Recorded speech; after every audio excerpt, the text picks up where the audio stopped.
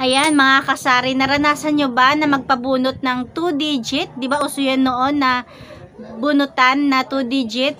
Ang panalo ay chicherya. Ayan, ang tanong, may lugihan ba or nalulugi ba tayo sa ganong bunutan? Ayan guys, keep on watching.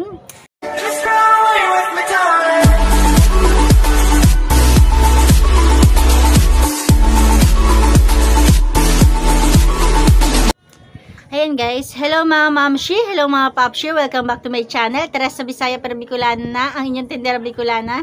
Ayan guys, ito yung ating topic ngayon about sa ating palabunutan. Diba nung nakaraan lang, meron akong upload na DIY palabunutan. Pero doon, nabanggit ko doon na hindi yun ang aking priority dahil bihira ko lang siya magawa.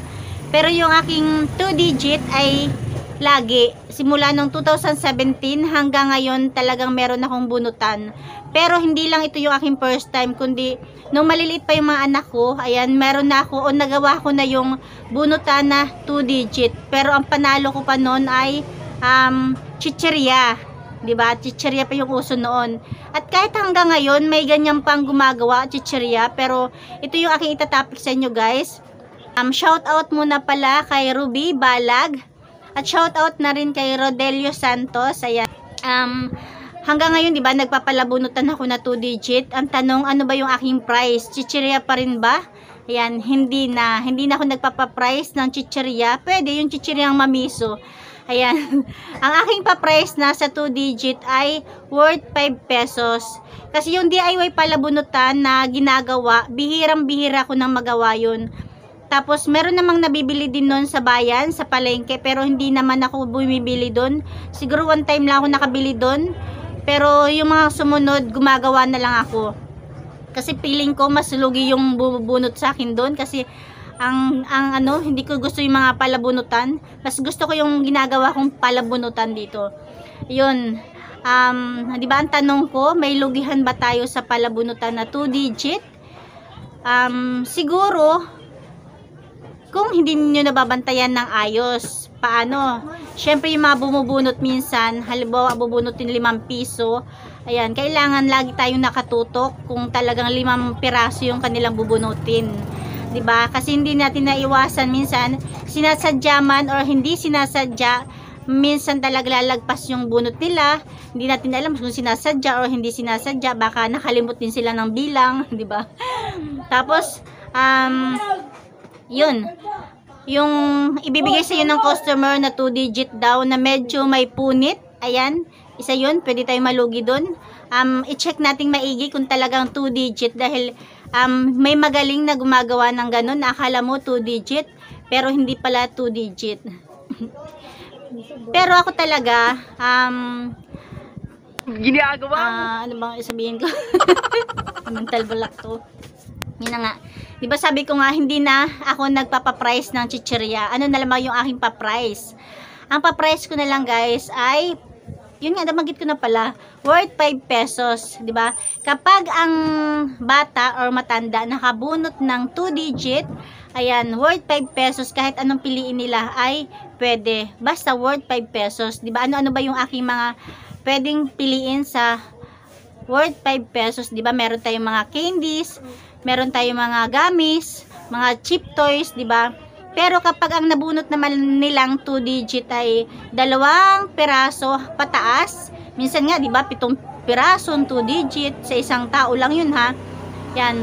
Kapag 5 pirasong 2-digit ang nabunot nila, worth 25 pesos na yun, pwede na kahit ano, kahit soft drinks, kahit ice cream, kahit Milo, kahit biscuit, ayan, pwede na, di ba?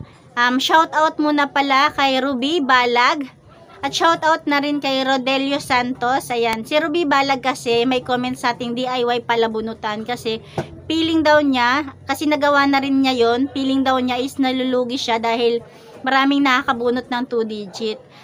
Ito lang po yung masasabi ko. Dati naranasan ko rin yun, na feelings ko rin yun, napakiram, ano ba yun? Parang naranasan ko rin yun na ganun pakiramdam nung Nung unang-una po talaga, pero nung 2017 hanggang ngayon hindi na, dahil yun nga, na-compute ko na siya. Nagkaroon din ako ng ganong feelings or isipin na parang nalulugi ako, dahil lalo na kung ang isang tao lang, lalo na kung 3 piso lang yung pera niya, tapos lahat yun 2 digit, di ba?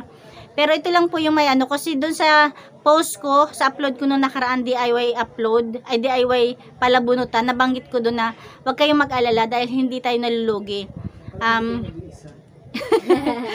Kasi nga, para sa akin ha, kasi na-compute ko na nga, kasi yung pa-price ko ay worth 5 pesos. Pero kung ang pa-price nyo ay chichirya, hindi nyo talaga maitototal ng as in talagang alam nyo kung magkano yung panalo nyo, dahil di ba iba-iba yung price ng chichirya natin. Pero kung gagayahin nyo yung price ko na worth 5 pesos, kuha na natin agad kung magkano yung ating kita, di ba?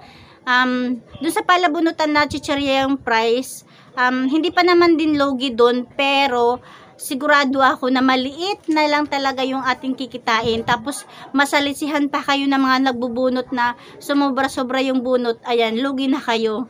Kaya talaga kailangan focus sa bunot, hindi rin pwedeng ipagkatiwala natin.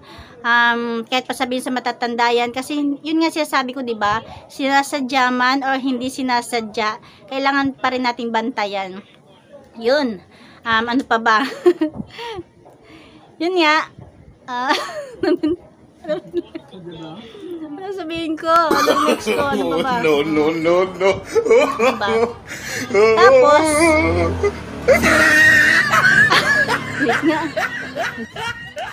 Yun na nga, paano ko ba nasabi na walang lugihan sa 2 digit na ang panalo ay 5 pesos? Kasi diba guys, sa 600, ako ha, 611 yung ginagawa kong palabunutan. Sa 611, merong 2 digit, ay merong 89 na pirasong 2 digit dyan. Simula 11, o simula 10 hanggang 99, diba? 89 na piraso. Diba ang panalo ko ay worth 5 pesos, di i-times natin, 89 times 5 is equal to 445, plus yung bunutan natin na worth 15 pesos, ayan, 460 pesos. Ibig sabihin, worth 460 pesos yung ating puhunan. E magkano, o ilan ba yung bunutan? Diba 611? Ibig sabihin, sa bunutan pa lang, meron na tayong kita na worth 151 pesos. Pero hindi lang yun guys. Ibig sabihin, hindi lang 460 yung ating puhunan, dahil 'di ba yung bawat item natin ay may patong tayo. Ibig sabihin, mas mababa pa sa 460 yung ating puhunan. 'Di ba?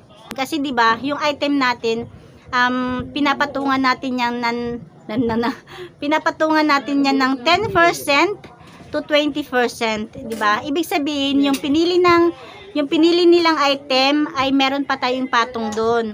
Kaya hindi lang 151 yung ating kita sa palabunutan. Maliit man yung kita natin sa palabunutan, pero kahit papano, hindi pa rin naman tayo lugi, at saka napapabilis yung dispose ng item natin, 'di ba?